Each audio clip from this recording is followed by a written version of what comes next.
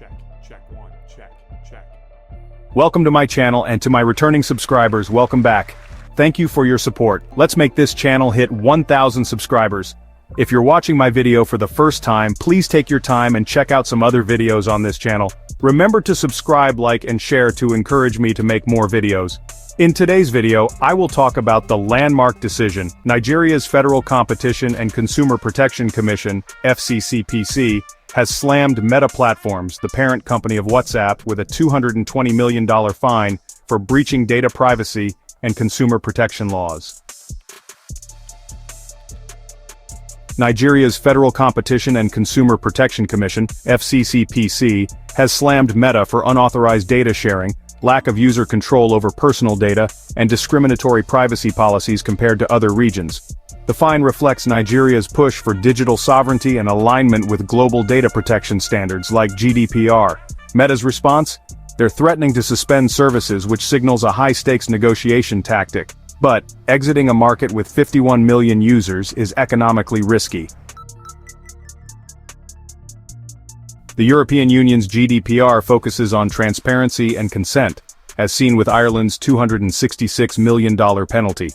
Brazil is balancing encryption with law enforcement needs, which led to temporary bans. In India, user backlash forced policy reversals, showing public pressure matters. Germany has targeted Meta's data monetization model, limiting cross-platform profiling.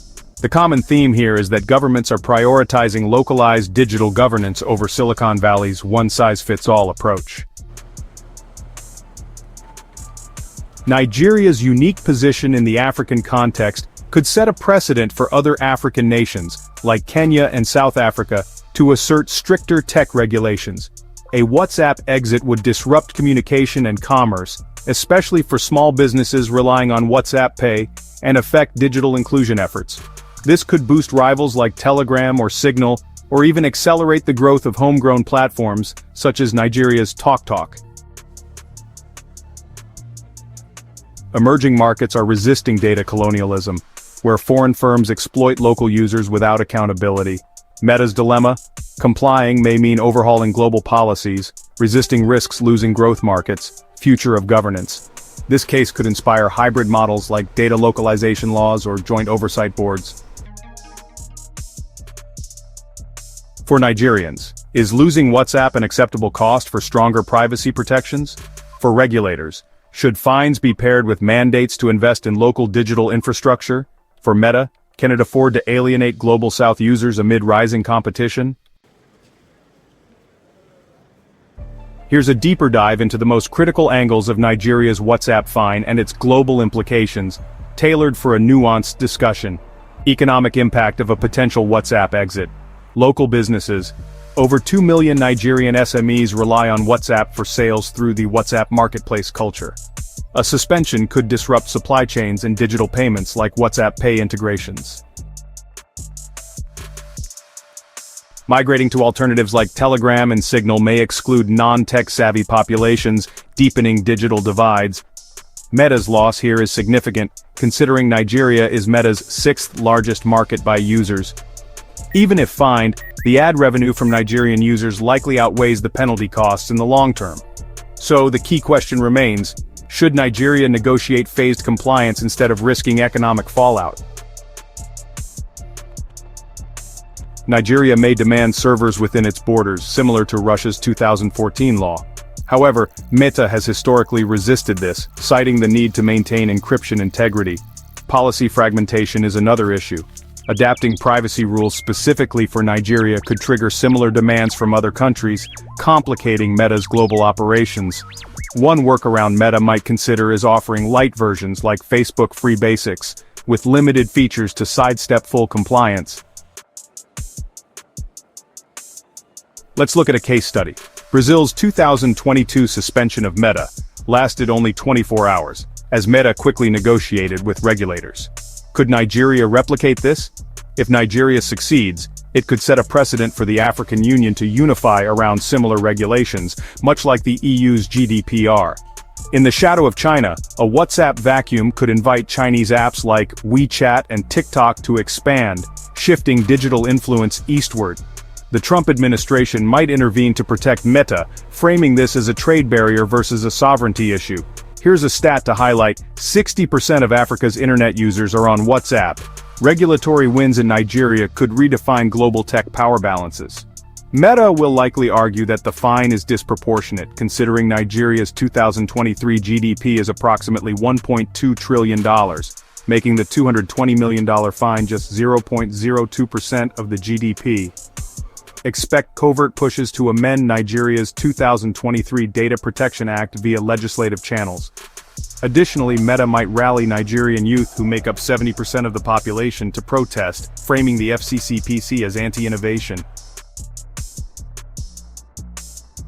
Historical parallel. Google's 2021 threat to leave Australia over news licensing fees ended in a negotiated deal. Meta could follow suit. If WhatsApp stays, Nigeria gains leverage to audit Meta's algorithms for bias, for example, hate speech moderation in local languages. There's also potential for joint ventures with Nigerian tech firms to build hybrid compliance tools. If WhatsApp leaves, there could be a surge in homegrown apps like TalkTalk and KoboCoin with state-backed funding. However, there's a risk of fragmented messaging ecosystems harming cross-border trade. And there's a wildcard: Elon Musk's X, formerly known as Twitter, could pivot to fill the gap, offering encrypted messaging in Nigeria. My final thought. This isn't just about privacy, it's a proxy war for control over the digital infrastructure of the global South. Nigeria's move could inspire a new playbook: find big tech, and then negotiate from strength. Here's a comprehensive stakeholder analysis and timeline of Meta's regulatory battles to deepen your understanding of the Nigeria WhatsApp conflict. Stakeholder power dynamics in Nigeria's WhatsApp fine are quite intriguing. The Nigerian Federal Competition and Consumer Protection Commission, or FCCPC, aims to enforce data sovereignty and set a precedent for African tech regulation. They have the leverage to block Meta's services and benefit from political backing driven by anti-big tech sentiment. However, their weakness lies in their limited technical expertise to audit Meta's systems independently. Meta Platforms, the parent company of WhatsApp, seeks to minimize fines and avoid the fragmentation of global privacy policies. They leverage the threat of exiting the market, which could harm the Nigerian digital economy, and they have the potential to mobilize the youth. On the flip side, they face a significant PR risk if they abandon 51 million users, and there's a potential domino effect that could impact other markets. Nigerian small businesses and startups are heavily dependent on WhatsApp, with over 80% of informal trade relying on it for orders and payments. Transitioning to new platforms could be costly and potentially bankrupt micro-enterprises. However, there is an opportunity here for homegrown apps like TalkTalk to fill the void with state subsidies. Nigerian civil society is divided. Privacy advocates support the FCCPC, while free speech groups worry about censorship precedents. They demand transparency in negotiations, not just punitive actions. The European Union silently supports the FCCPC, aligning with their GDPR philosophy. Meanwhile, the US government is likely lobbying behind the scenes to protect Meta's interests, and China is closely monitoring for potential entry points via WeChat and TikTok partnerships. Timeline: Meta's major fines and outcomes from 2021 to 2025. In 2021, Ireland imposed a €225 million fine for opaque data sharing. Meta updated its EU policies but kept global practices unchanged. In India, Meta was forced into a U-turn on privacy terms after a user exodus, leading to ongoing court battles over data localization. In 2022, Brazil imposed a 72-hour suspension over encryption, which led to a quick reinstatement after backroom deals. In Germany, WhatsApp and Facebook data merging was banned, prompting Meta to create separate but loophole-ridden systems.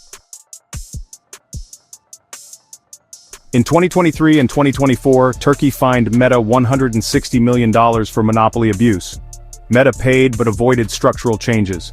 In South Africa, a probe was launched into discriminatory ad algorithms, which remains unresolved.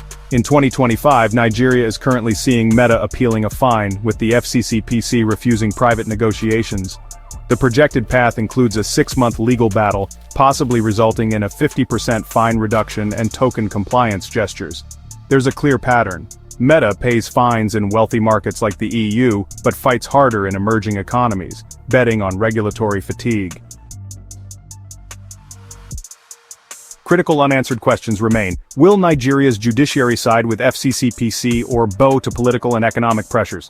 Could Meta offer compromise products like a Nigeria-only WhatsApp with localized ads? And how quickly can Nigerian tech ecosystems adapt if WhatsApp exits? If you found this as mind-blowing as we did, give this video a thumbs up, subscribe for more news, and drop a comment below.